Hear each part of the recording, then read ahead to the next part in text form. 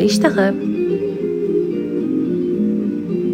Mavsumiy mevalardan og'izda eriydigan yumshoq pisochni pirog tayyorlaymiz.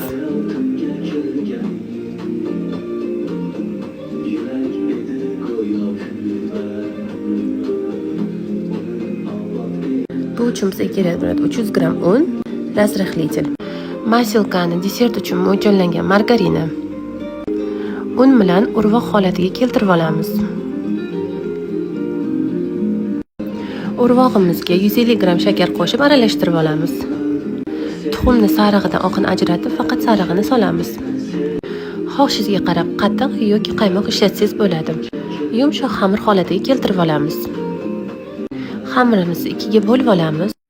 Xamirimizdan qolipimizga yoyib olamiz. Xohishga qarab meva solib olamiz. Men qulpini ishlatdim. Qulpinimiz ustidan ozgina shakar va kraxmal sepib olamiz. Olib qo'ygan xamirimizni yoyib, lenta shaklida kesib olib, ustidan yoyib olamiz.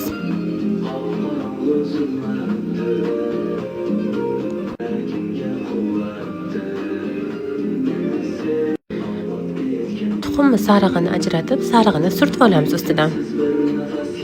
180 gradusda qizib turgan duxovkaga yarim soatga jo'natamiz. Shunaqa yumshoq, og'izga shunaqangi yoqadigan zo'r pirog bo'lib chiqadi. Tayyorlab ko'ring. Qizarib pishib chiqqandan keyin saxarni pudra sepib, dasturxonga tortaverasiz. Yoqimli ishtaha.